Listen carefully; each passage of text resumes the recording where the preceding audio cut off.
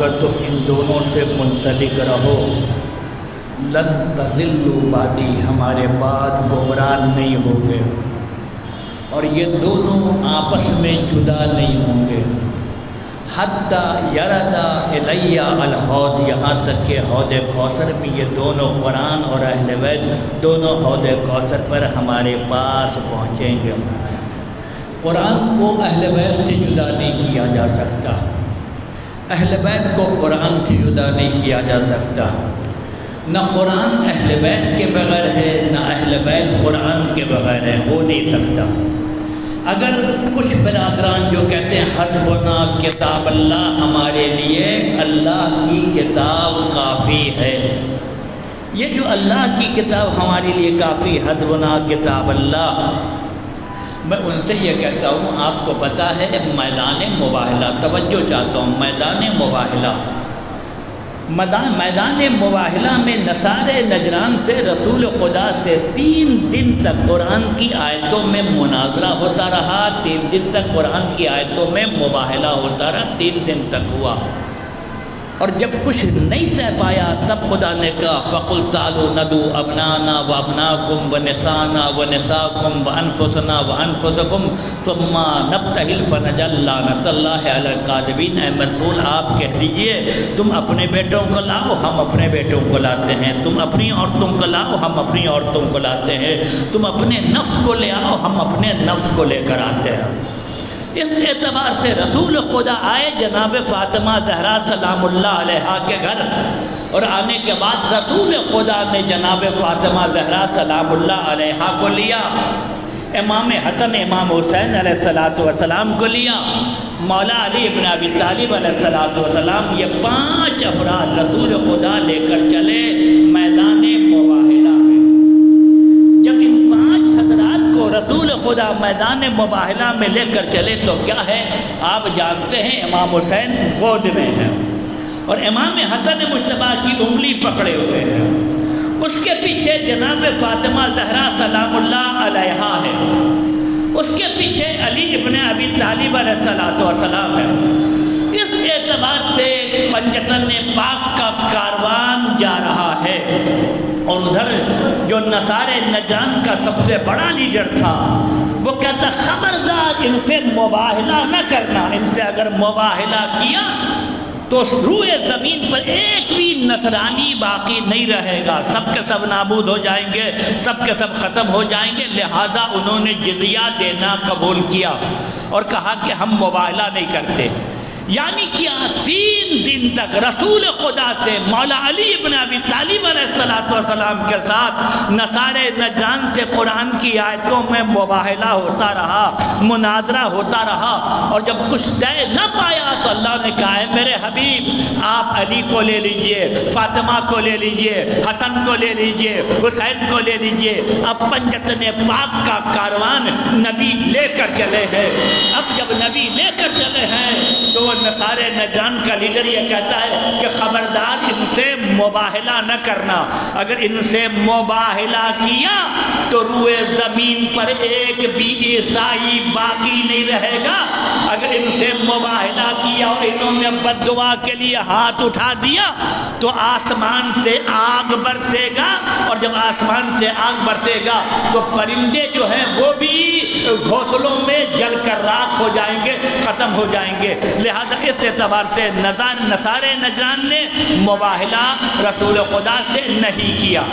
ہم یہ کہتے ہیں 3 دن پہلے نصارے نجران سے قرآن کی آیتوں سے مباہلہ ہو چکا تھا، جب کچھ نہیں طے پایا تو رسول خدا کو اہل بیت کا سہارا لینا پڑا۔ تو ہم یہ کہتے ہیں کہ جو مسلمان یہ کہتے ہیں حسبنا کتاب اللہ، ہمارے لیے اللہ کی کتاب کافی ہے، جب رسول اللہ کو اللہ کی کتاب کافی نہیں ہوئی تو امت رسول اللہ کو کافی کیسے ہو جائے گی؟ درود بھیجیے محمد اور آل محمد۔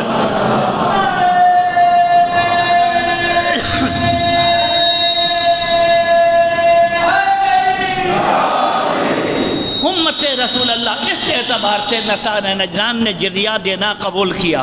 الحمدللہ رب العالمین، میدان مباہلہ کی کامیابی سب سے بڑی کامیابی تھی۔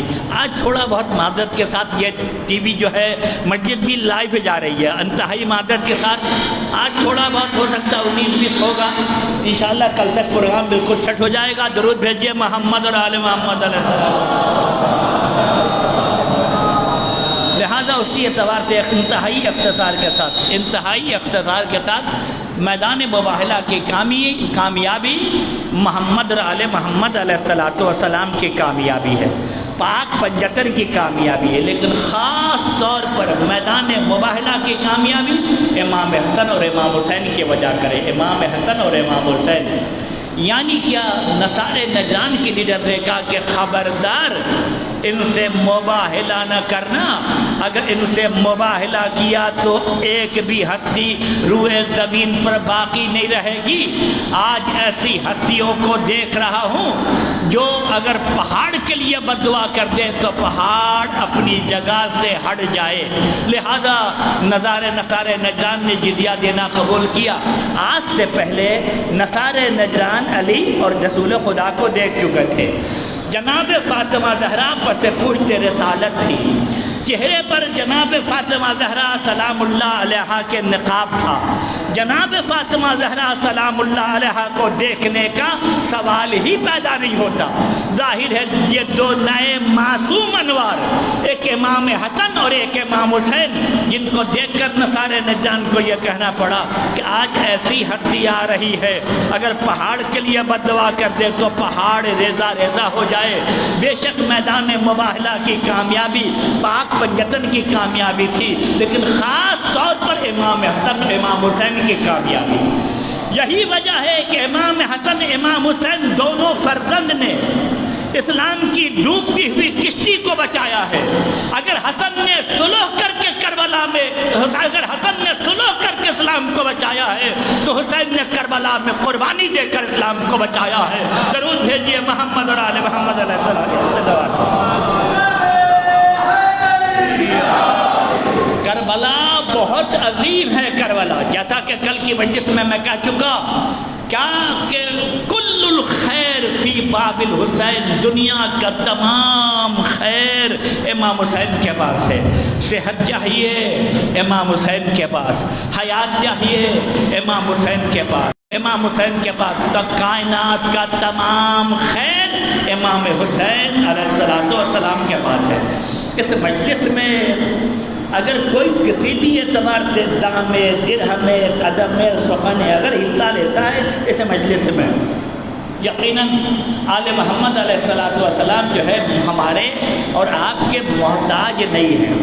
لیکن اگر کسی نے 1 روپے سے 1 پیسے سے امام حسین کی مجلس میں اہل بیت کی مجلس میں حصہ لیا تو 70 گنا نہیں، 100 گنا نہیں، 200 گنا نہیں، 1000 گنا واپس اہل بیت علیہ السلام 1000 گنا واپس کرتے ہیں. اس اعتبار سے نہیں 1 روپیہ دو گے 1000 روپیہ اہل بیت واپس کریں گے. 1000 دو گے 1000 کے بدلے جو 1000 گنا واپس جو ہے نا اہل بیت علیہ السلام واپس کریں گے. اس اعتبار سے لہذا اہل بیت ہمارے محتاج نہیں ہے، ہم امام حسین علیہ السلام کے محتاج ہیں. کہتے ہیں کہ ایک بہت بڑا تاجر تھا، تجارت کرنے والا. اس نے ایک عالم دین سے کہا، عالم دین سے کیا کہا کہ میں تجارت کرتا ہوں لیکن میری تجارت میں برکت نہیں ہے.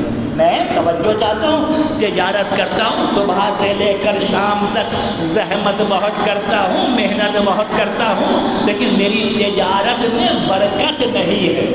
اس عالم دین نے کہا کہ خمس نکالتے ہو؟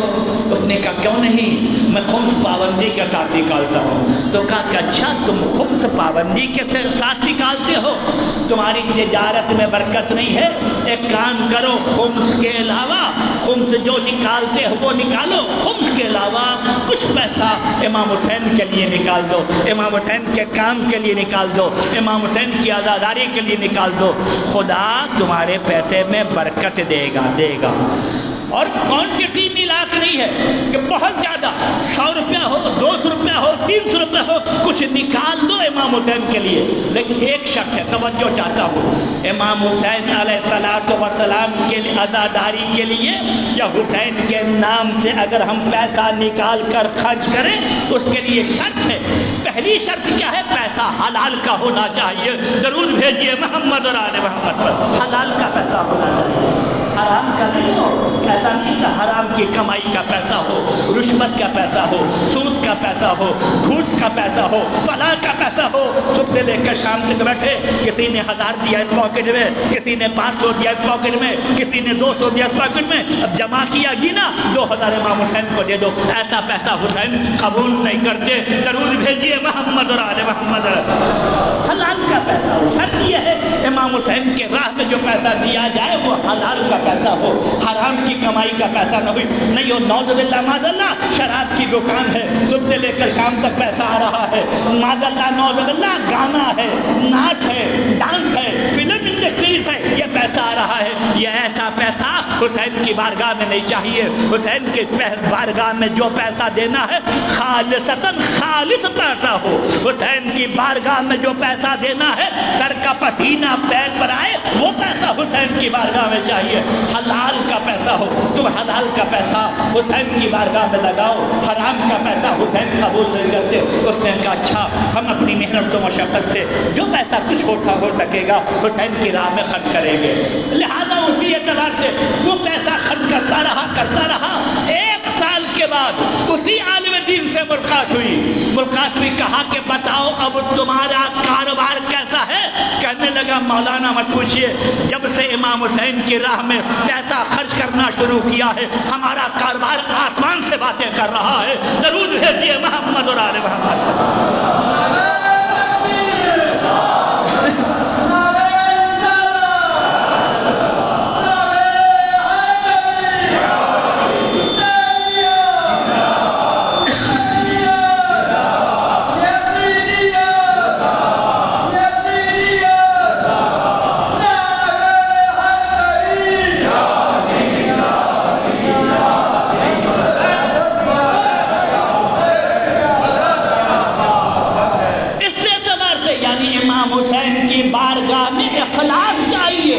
حسین کی بارگاہ میں خلوص چاہیے، حسین کوانٹٹی نہیں دیکھتے کہ فلاں لاکھ دے رہا ہے فلاں 2 لاکھ دے رہا ہے، نہیں، 1 روپیہ حسین کی بارگاہ میں ہو لیکن اخلاص کے ساتھ ہو، 1 روپیہ حسین کی بارگاہ میں ہو لیکن محبت کے ساتھ ہو، 1 روپیہ حسین کی بارگاہ میں ہو لیکن اسی اعتبار سے احترام کے ساتھ ہو، حلال کا پیسہ ہو۔ امام حسین اسی اعتبار سے اس پیسے کو حسین قبول کرتے ہیں، اور قبول کرنے کے بعد ایسا نہیں ہے کہ اہل بیت علیہ الصلوۃ والسلام محتاج نہیں، اہل بیت ہمارے محتاج نہیں ہیں، ہم کو امام حسین کے ساتھ شریک ہونا ہے، ہم کو اپنی زندگی کو آل محمد کے نام پر بیمہ کرنا ہے، ہم کو اپنے گھر کو آل محمد کے نام پر بیمہ کرنا ہے۔ کیا مقصد؟ یہ ہمارا گھر ہے، توجہ چاہ رہا ہوں، ہمارا گھر ہے، 1 کروڑ کا گھر ہے، 50 لاکھ کا گھر ہے، ہم اس گھر کو بیمہ کریں گے امام حسین کے نام پر، ہم اس گھر کو بیمہ کریں گے قمر بنی ہاشم ابو الفضل عباس علمدار کے نام پر،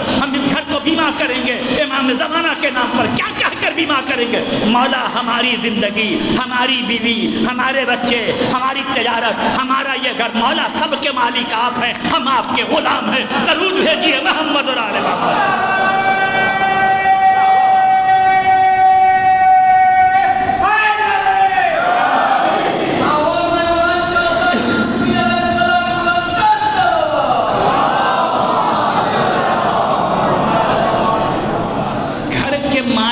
نہیں ہیں، تجارت کے مالک ہم نہیں ہیں، مال کے مالک ہم نہیں ہیں، بیمہ الحمدللہ رب العالمین۔ آپ جائیے ایران جائیے الحمدللہ رب العالمین، یا جہاں اہل بیت کے چاہنے والے دیکھیے گا آپ بسوں پہ لکھا ہوا بیمہ ابو الفضل العباس۔ بیمہ کیا ہے؟ وہ بس بیمہ ہے، لیکن کس کے نام سے بیمہ ہے؟ ابو الفضل العباس کے نام سے بیمہ ہے۔ ایک مکان ہے بیمہ قائم آل محمد علیہ الصلوۃ والسلام، بیمہ امام حسین علیہ الصلوۃ والسلام، لہذا اس اعتبار سے ہم اپنی زندگی کو، اپنے گھر کو ہم بیمہ کر لیں۔ جب ہم بیمہ کر لیں گے، حسین لیتے کچھ نہیں بلکہ 1000 گنا بڑھا کر واپس کرتے ہیں، درود بھیجیے محمد اور آل محمد علیہ السلام، واپس کرتے ہیں۔ اس اعتبار سے لہذا جو آل محمد کی خدمت کرنے والے ہیں الحمدللہ رب العالمین، دنیا میں بھی اجر ہے اور آخرت میں بھی اجر ہے۔ کرمان کا ایک بہت بوڑھا شخص تھا، کرمان کا، توجہ چاہ رہا ہوں، کرمان کا رہنے والا اور یہ شخص ہر روز امام حسین کی مجلس کرتا تھا، اور مجلس پہلی محرم سے لے کر 18 محرم تک ہوتی تھی، یعنی عام مجلس 10 دن ہوتی ہے، تیجا تک مجلس ہوتی ہے 12 دن، پھر مجلس کنٹینیو ہوتی ہے، لیکن یہ کرمان کا رہنے والا مومن بوڑھا پہلی تاریخ سے لے کر 18 محرم تک مجلس کرتا تھا بہت شاندار طریقے سے، اور اس مجلس میں کھانے کا انتظام ہوتا تھا، دسترخوان بچھا ہوا۔ الحمدللہ رب العالمین، آپ دبئی جائیے، شارجہ جائیے، دنیا کے باہر کسی بھی ملک میں جائیے، لنگر کھلا ہوا ہے، دیکھ کھانا پہ کھانا پک رہا ہے، اور ہر حسین کا عزادار جو مجلس میں آیا ہے، مجلس کے بعد نظر امام جو ہے نا دسترخوان پر وہ چک کر جائے گا، اس اعتبار سے کھانے کا انتظام۔ لہذا یہ کرمان کا جو بوڑھا تھا 18 دن مجلس کرتا تھا، اس 18 دن کی مجلس میں کیا ہوتا تھا؟ کھانے کا انتظام، دسترخوان امام حسین علیہ السلام، اچھے طریقے سے لوگ سیر ہو کر لوگ کھانا کھاتے تھے، بوڑھا آدمی۔ ایک دن ایک عالم دین آئے ان کے پاس، کہا حضور آپ بہت بوڑھے ہو چکے ہیں اور آمدنی توجہ چاہتا ہوں، آمدنی آپ کی کوئی نہیں ہے، ظاہری طور پہ ہوتا ہے نا کہ ایک آدمی ہے، 4 اولاد ہے، بچے ہیں، کاروبار ہے، کوئی جو ہے بینک بیلنس ہے، کوئی جمع ہے، پتہ ہے، فلاں نہیں، ظاہری طور پر بوڑھے غریب کے پاس کچھ نہیں ہے، لیکن جہاں محرم آیا شاندار مجلس ہو رہی ہے، لنگر کھلا ہوا ہے، ہزاروں ہزار لوگ کھانا کھا رہے ہیں، کھانے والے آ رہے ہیں جا رہے ہیں۔ اس عالم دین نے کہا کہ حضور یہ بتائیے آپ کے پاس جو اتنا بڑا امام حسین کا دسترخوان ہے، اتنا بڑا لنگر ہے، یہ پیسے کہاں سے آتے ہیں؟ پیسہ کون دیتا ہے آپ کو؟ کیسے آپ انتظام کرتے ہیں؟ اس نے کہا داستان بہت بڑی ہے، کہا کہ ہم آپ سے اس تو دعا کرتے ہیں کہ کچھ داستان، کچھ واقعہ آپ ہمیں بتائیں کہ آخر آپ اتنا بڑا انتظام کیسے کرتے ہیں۔ اس نے کہا سنو، میں بچہ تھا، نوجوان تھا، میں مریض ہو گیا، ایسا مریض ہو گیا کہ ڈاکٹر نے لا علاج قرار دے دیا کہ ہمارا کوئی علاج نہیں ہے۔ جب ہمارا کوئی علاج نہیں ہے، ڈاکٹر نے لا علاج قرار دے دیا، اور ہماری ماں کو ڈاکٹر نے کہا کہ یہ چھوت کی بیماری ہے، لہذا جو بھی اسے چھوئے گا وہ بیماری میں مبتلا ہو جائے گا۔ تو کرمان اور شیراز کے ہمارے عزیز و اقربا نے ہمارا ساتھ چھوڑ دیا، کوئی بھی ساتھ میں نہیں، ہر شخص ڈرتا ہے جائیں گے نزدیک ہوں گے یہ بیماری ہمیں بھی لگ جائے گی، جسٹ لائک کورونا۔ آج جیسے کورونا ہے، آپ 3 فٹ کے فاصلے پر اگر نزدیک آ جائیں اور ماسک نہ ہو، اگر اس کا سانس آپ کے اندر چلا جائے تو یہ بیماری آپ کے اندر بھی آ سکتی ہے۔ لہذا اس اعتبار سے کہا کہ ہر کرمان کے اور شیراز کے عزیز و اقربا نے ساتھ چھوڑ دیا، کوئی ساتھ میں نہیں ہے، یہ بالکل تنہا ہو گیا۔ آخر میں رہ گئی ماں۔ اس نے کہا ماں کو کہا مادر گرامی یہ بیماری بہت خطرناک ہے، آپ بھی ہمارے نزدیک نہ آئیں، آپ اگر ہمارے نزدیک آئیں تو یہ بیماری آپ کو بھی ہو سکتی ہے۔ ماں نے کہا کہ تو میری اولاد ہے، میں چاہتی ہوں کہ یہ بیماری مجھے ہو جائے اور تیرے مرنے سے پہلے میں مر جاؤں، درود بھیجیے محمد اور آل محمد پر، میں مر جاؤں۔ اسی کا نام ہے ماں۔ ماں اسے کہتے ہیں جو نہیں چاہتی ہمارے سامنے ہماری اولاد مر جائے، جو یہ چاہتی ہے میں مر جاؤں میری اولاد زندہ رہے، جو اولاد کی سلامتی چاہتی ہے، کہا کہ نہیں میں یہ چاہتی ہوں میں مر جاؤں تو زندہ رہے، لیکن ماں اس کے ساتھ ہے، ماں ساتھ نہیں چھوڑتی ہر مقام پر۔ ایک دن ڈاکٹر نے کہا کس کو اذیت ہے، پریشانی ہے، کب تک یہ اذیت میں مبتلا رہے گا، گھر لے جاؤ اور انتظام کرو، انتظار کرو مرنے کا، یہ ان قریب دنیا سے چلا جائے گا۔ ڈاکٹر نے ہاسپٹل سے ریلیز کر دیا، وہ اپنے بیمار بچے کو لے کر آئی، نوجوان تھا لیکن بیماری کی وجہ کر بالکل لاغر ہو گیا تھا، اتنا لاغر ہو گیا تھا کہ ایک ٹوکری میں ڈال کر، ٹوکری میں رکھ کر، زنبیل ٹوکری میں رکھ کر اسے ماں نے کیا کیا، گھر کے صحن میں رکھ دیا، اور اس کے گھر میں ایک حوض تھا، حوض پرانے زمانے میں ہر گھر میں ایک بڑا بڑا حوض ہوتا تھا، حوض تھا۔ یہ گئی بکسا کھولا، بکسے سے کالے رنگ کا ایک رومال نکال کے لے کر آئی۔ پرانے زمانے میں ہوتا کیا تھا، عزادار جو ہوتے تھے ان کے پاس رومال ہوتا تھا، رومال محرم میں، اور خاص کر کے جب آنکھوں سے آنسو نکلتے تھے تو اس رومال سے پہنچتے تھے، وہ آنسو اس رومال میں خشک ہوتا تھا، وہ رومال لے کر آئی اور حوض میں ڈبایا دھونے کے لیے، اور ایک مرتبہ امام حسین سے مخاطب ہو کر کہتی ہے مولا کل چاند نکل جائے گا، کل محرم آ جائے گا، ہمارے ساتھ مجبوری ہے، ہمارا بیٹا مریض ہے، دو میں سے ایک کام کیجئے، اگر یہ بیٹا زندہ رہا تو میں آپ کی عزاداری نہیں کر پاؤں گی، دو کام میں سے ایک کام کیجئے، ہمارے بیٹے کو اٹھا لیجئے تاکہ ہم آپ کی عزاداری کر سکیں، اور دوسرا یہ ہے کہ میرے بیٹے کو حیات دے دیجئے تاکہ آپ کی عزاداری کر سکیں، درود بھیجئے محمد اور آل محمد پر۔ دو کام، یا اس کو دنیا سے چلا جائے تاکہ ہم آپ کی عزاداری اسی اعتبار سے کر سکیں، یا آپ اس کو شفا دیجئے، آپ حیات دیجئے، ہم اسی اعتبار سے آپ کی خدمت کریں گے۔ ماں نے کہا، ماں روتے روتے اسی مقام پر سو گئی۔ بیٹا ماں کی باتیں سن رہا تھا، بیٹا بھی روتے روتے آنکھ لگ گئی۔ اتنے میں دیکھا ایک نورانی شخص اس کے قریب آیا، اور اس لڑکے کا نام تھا ماشاء اللہ، کہ ماشاء اللہ اٹھ جاؤ، کہ حضور میں مفلوج ہوں، میں کھڑا نہیں ہو پاتا، میں حرکت نہیں کر سکتا۔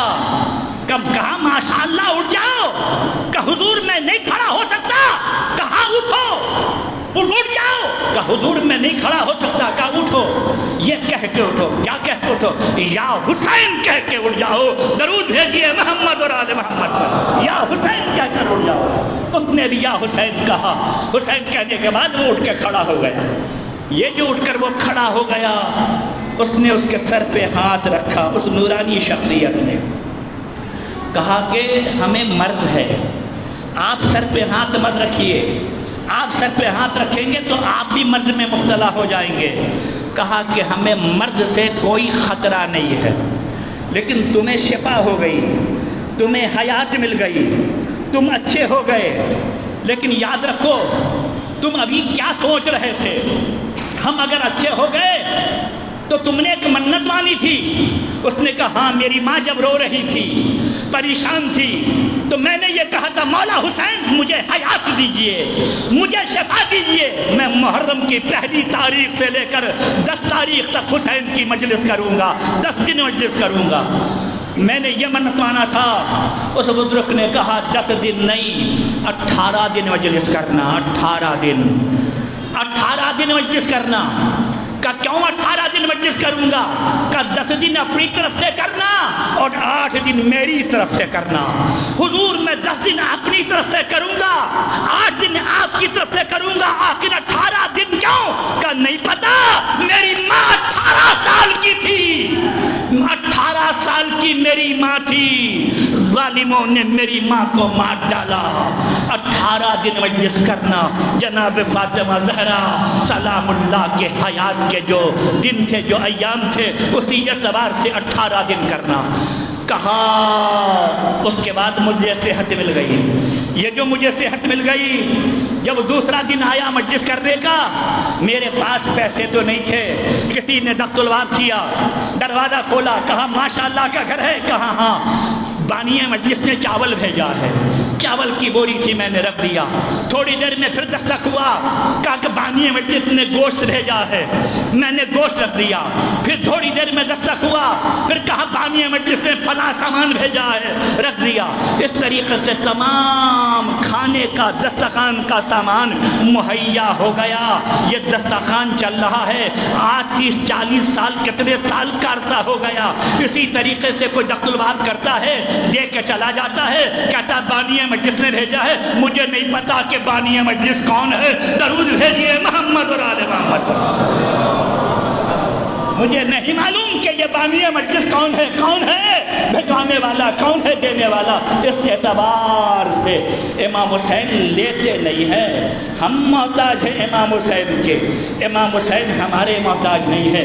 ایک واقعہ میں اپنے منزل پر پہنچتا ہوں، علامہ امینی نے اپنی کتاب میں لکھا کیا کہ پرانے زمانے میں ایک زن و شوہر تھے، شوہر اور بیوی، کوئی اولاد نہیں تھی۔ جب کوئی اولاد نہیں تھی، ان دونوں نے بہت دعا کیا پالنے والے ہمیں اولاد دے، اور یہ دونوں ناسبی تھا، دشمن آل محمد تھا۔ اس نے دعا کیا کہ اگر مجھے اللہ نے اولاد دیا تو وہ بڑا جب ہو جائے گا تو جو قافلہ کربلا کی طرف جاتا ہے جب وہ بڑا ہو جائے گا تو ان قافلے والوں کو وہ لوٹے گا مارے گا، اس کے تباہ سے قتل و غارت کرے گا۔ اگر خدا نے ہمیں اولاد دیا تو ہم یہ کام کروائیں گے، چونکہ دشمن حسین تھا، دشمن اہل بیت تھا، ناصبی تھا، اس کی منت یہی تھی۔ 1 سال گیا، 2 سال گیا، 3 سال گیا، کہتے 12 سال کے بعد خدا چور کی بھی سن لیتا ہے، خدا نے اس کو اولاد دے دیا۔ جب اولاد مل گئی، جب وہ بچہ بڑا ہوا، جب بڑا ہو گیا تو دن باپ اور ماں نے بلایا اور بلا کر کہا سنو، تمہارا کوئی بھائی نہیں ہے، تمہاری کوئی بہن نہیں ہے، تم تنہا ہو اور تم سے ہم نے منت مان کر خدا سے لیا ہے کہ تم جب بڑے ہو جاؤ گے تو جو حسین کا قافلہ ہوگا زائر حسینی کربلا جانے والا، اس کو تم لوٹو گے، قتل و غارت کرو گے، لہذا یہ تلوار لو اور لے کر تم راستے میں بیٹھ جاؤ، جو حسین کا زائر جائے اسے لوٹ لو اور اگر مزاحمت کرے تو اس کو مار ڈالنا۔ تلوار دیا اور دے کر وہ اس مقام پر ایک پہاڑ کے قریب جنگلستان میں وہ وہاں جا کر بیٹھ گیا۔ کیوں بیٹھ گیا؟ کہ جو قافلہ آئے گا اس قافلے والے کو وہ لوٹے گا۔ ابھی دھوپ تھی، غروب نہیں ہوا تھا، اس نے سوچا کہ ابھی غروب نہیں ہوا، دھوپ ہے، ذرا اندھیرا ہو جائے، لہٰذا اس اندھیرے کے انتظار میں تھا۔ اتنے میں آنکھ لگ گئی، خواب میں کیا دیکھا کہ قیامت ہے اور فرشتے اسے پکڑ کر لے کر جا رہے ہیں۔ کیا یہ غارت گر ہے؟ یہ حسین کے عزادار کو لوٹنے والا ہے، یہ غارت گر ہے۔ اتنے میں ایک ہستی آئی اور فرشتوں کو کہا چھوڑ دو، ابھی تو اس نے ظلم نہیں کیا ہے، ابھی تو اس نے جرم نہیں کیا ہے، ابھی تو فقط اس نے سوچا ہے، لہذا چھوڑ دو، کرنے سے پہلے اسے کوئی سزا نہیں ہے، لہذا اسے چھوڑ دو۔ یہ حسین کس نے ابھی حسین کے چاہنے والوں کے ساتھ زیادتی نہیں کیا، چھوڑ دو۔ لہذا اس بزرگ نے فرشتوں سے کہہ کے اسے چھوڑا دیا۔ جب آنکھ کھلی تلوار کو پھینکا اور پھینک کے کہتا ہے مجھے حسین کے روضے کا راستہ بتا دو۔ جب دشمن پر حسین اتنا مہربان ہے تو دوست پر حسین کتنا مہربان ہوں گے۔ درود بھیجیے محمد اور آل محمد پر۔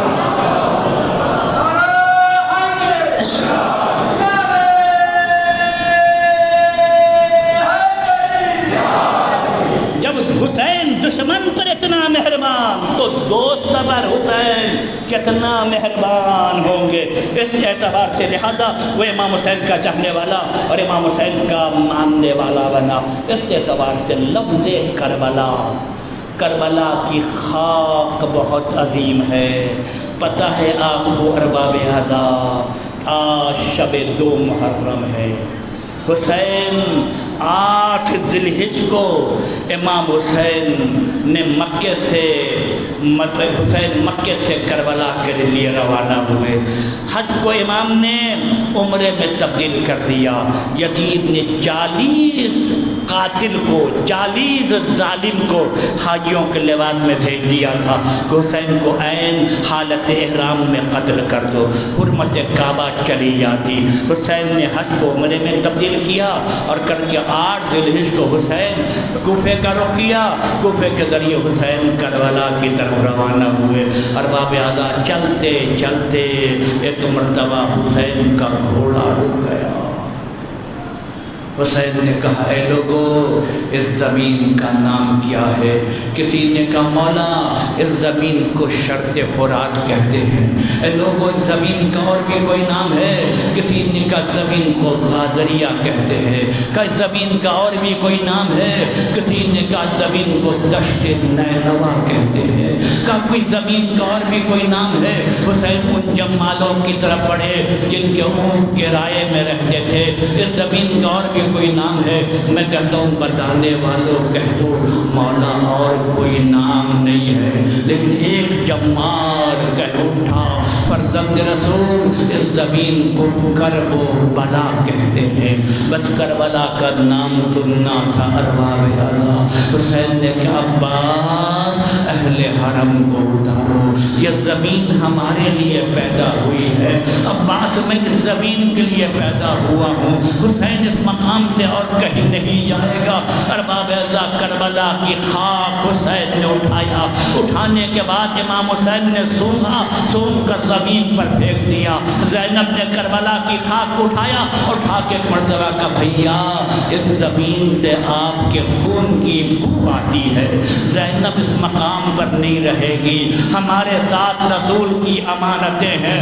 وصیت اللہ تھا۔ حسین نے کہا بہن زینب خدا کی قسم یہ زمین میرے لیے پیدا ہوئی ہے، حسین اسی مقام پر دفن ہوگا، بہن زینب میرا اکبر اسی مقام پر مارا جائے گا، زینب میرے عباس کے بازو اسی مقام پہ قلم ہوں گے، زینب خدا کی قسم میرے علی اصغر کے گلے میں تیر یہی لگے گا، زینب ہماری بہنیں ہماری بیویاں اسی مقام سے اسیر ہو کر جائیں گی اور قیامت میں اسی مقام سے اٹھایا جاؤں گا۔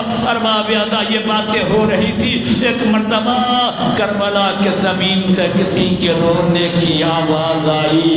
زینب نے کہا بھیا دیکھو وہ نقاب پوش معظمہ کون رو رہی ہے، اس معظمہ سے کہو کہیں اور جا کر روئے۔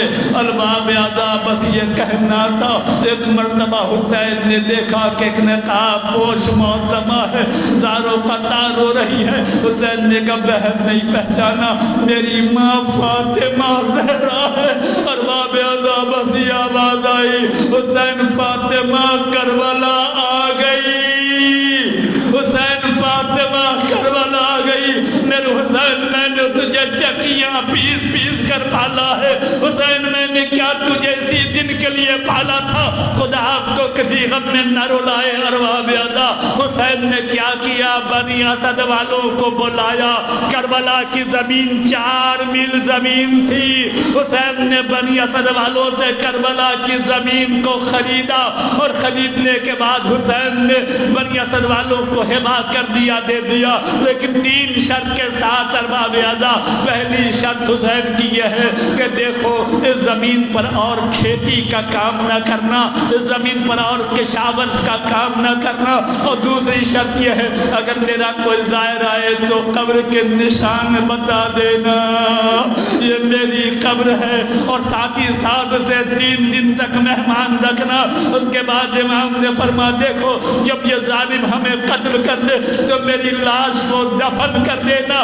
اس کے بعد ارباب اعضا حسین نے عورتوں کو بلایا، بنی اسد کی عورتیں آئی، اور آنے کے بعد امام نے فرمایا اگر تمہارے مرد ہماری لاش کو دفن نہ کرے تو تم انہیں غیرت دلانا، میری لاش کو دفن کر دینا۔ اس کے بعد امام نے بچوں کو بلایا، اے بچوں اگر تمہارے باپ ماں ہماری لاش کو دفن نہ کرے جب بھی آنا کھیلتے ہوئے ایک ایک مسل خاک میری لاش پر ڈال دینا تاکہ میری لاش عریاں نہ رہ جائے۔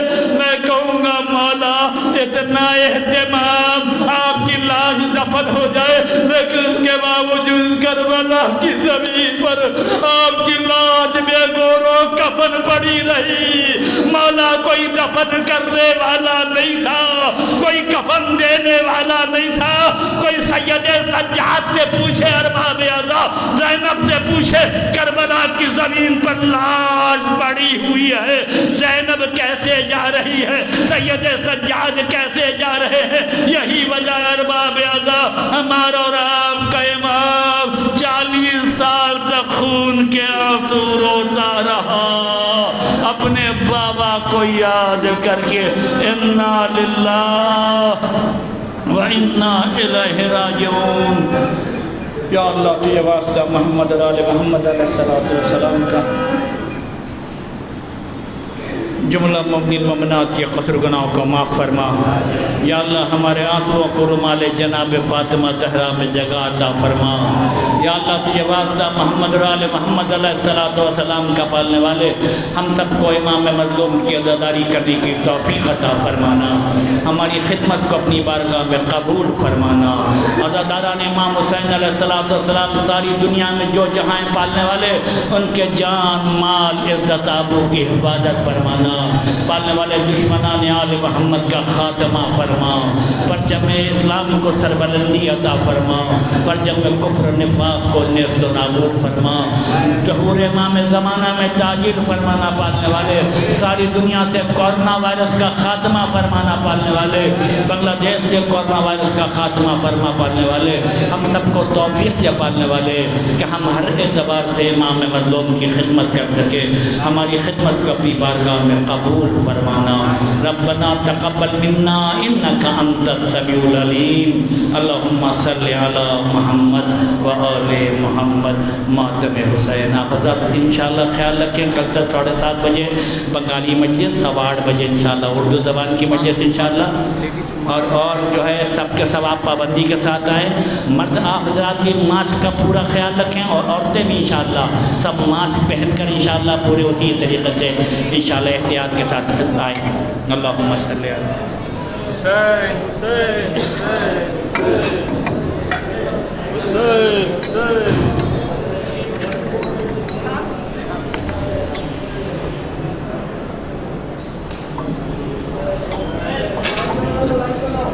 आप लोग सब बना ले।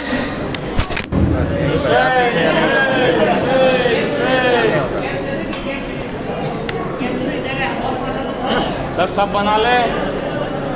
हुसैन हुसैन हुसैन हुसैन। नारे तकबीर, नारे रिसालत, नारे हैदरी, हुसैनियत हुसैनियत, यजीदियत यजीदियत। दोनों हाथ बुलंद करके लब्बैक या हुसैन। सब मिलके हाथ ऊपर करके लब्बैक या हुसैन, लब्बैक या ज़ैनब। ऐ चांद मुहर्रम की तू बदली में चला जा। चांद मुहर्रम की तू बदली में चला जा। चांद मुहर्रम की तू बदली में चला जा। तुझे देख के मर जाए ना, देख के मर जाए ना, बीमार है सुगरा। चांद मुहर्रम के तू बदली में चला जा। सब मिलके मातम कर, सब मिलके तू बदली में चला जा। घर ज़हरा के लुटने की खबर तूने सुनाई, तुझे देख के रोती है मुहर्रम में खुदाई। 1400 बरस बीते, 1400 बरस बीते, सब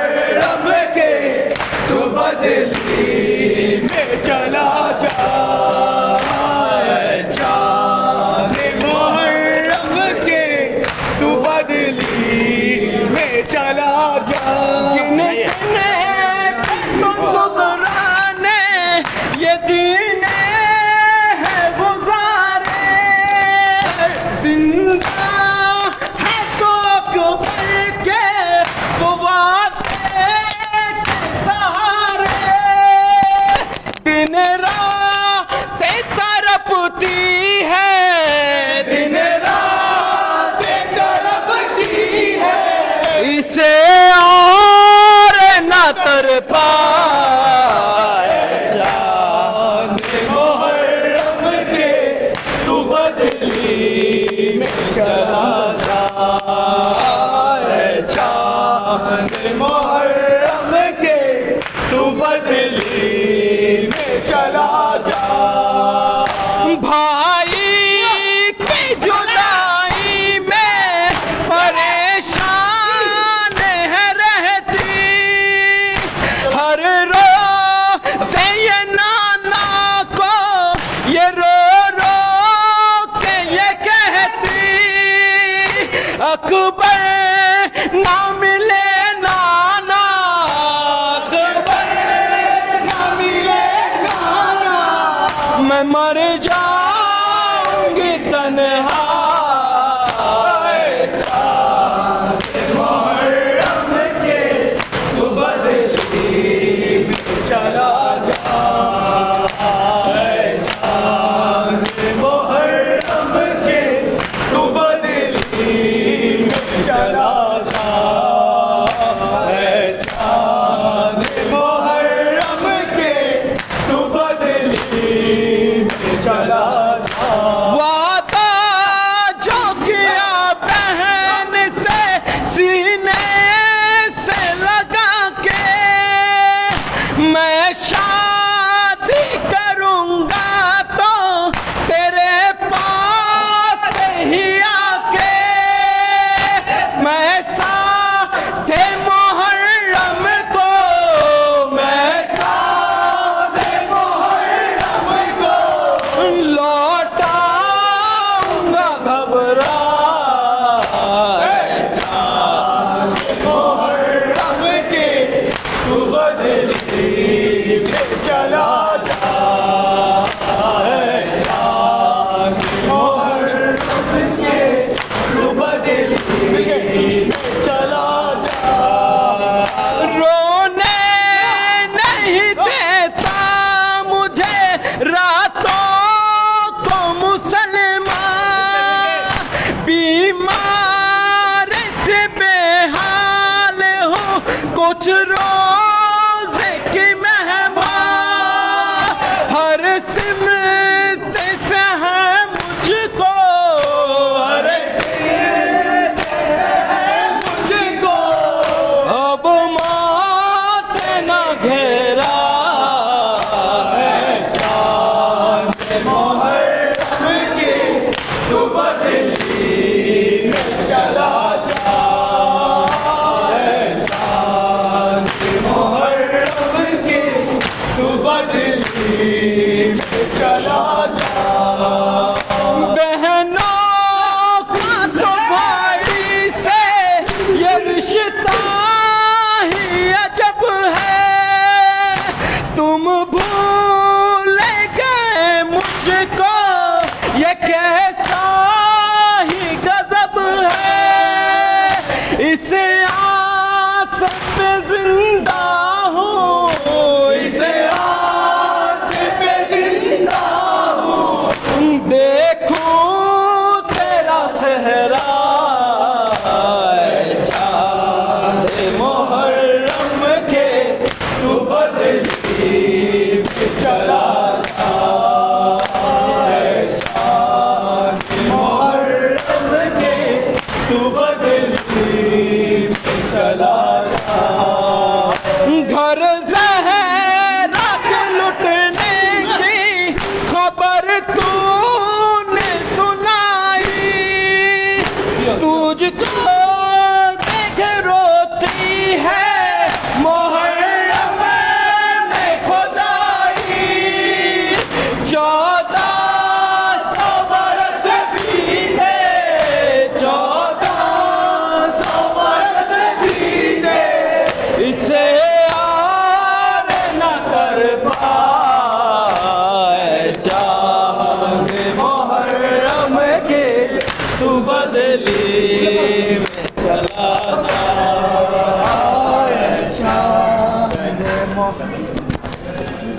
चला मैं वादा निभाने, चला मैं वादा निभाने,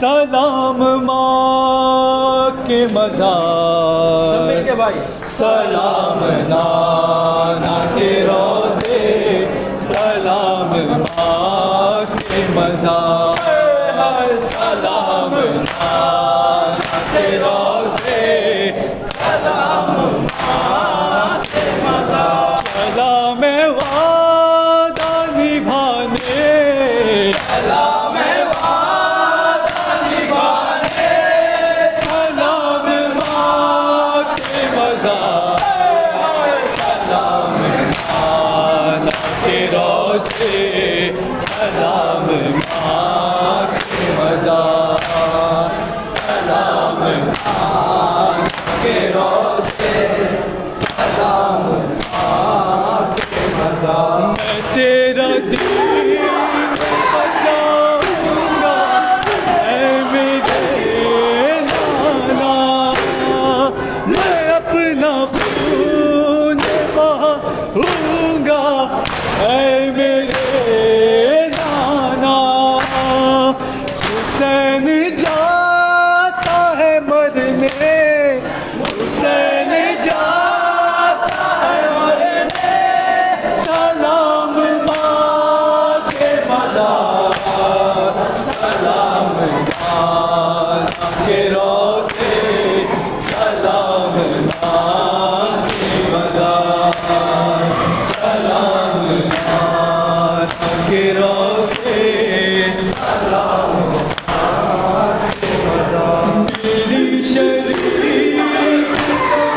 بن کر ساتھ چل ماں سفر میں کوئی نہ کپڑے میرے بدل ماں لباس اڑا دے لباس فل سجا دے سلام ماں کے مزار سلام ماں کے روزے سلام ماں کے مزار سلام ماں کے روزے سلام ماں کے مزار دعا کرو کوئی سر پہ رضا نہ ہو ماں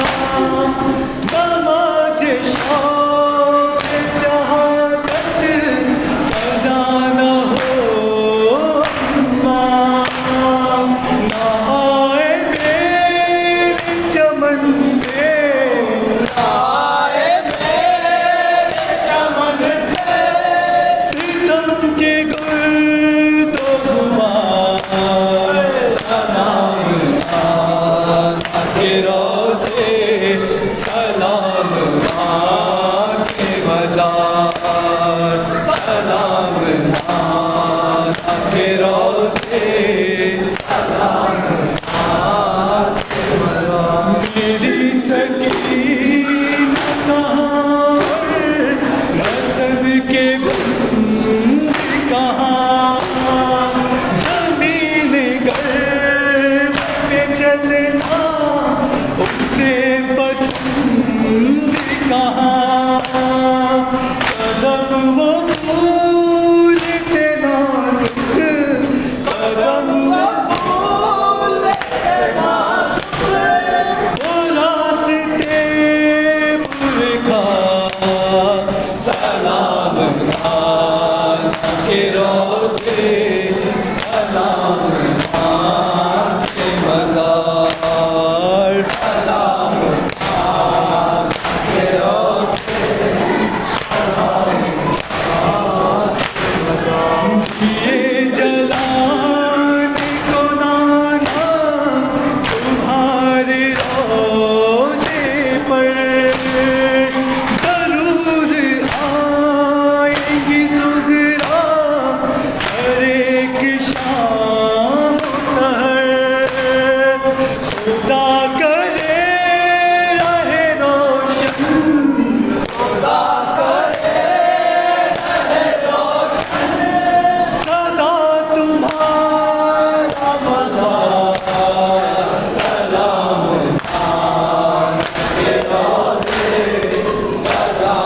ماں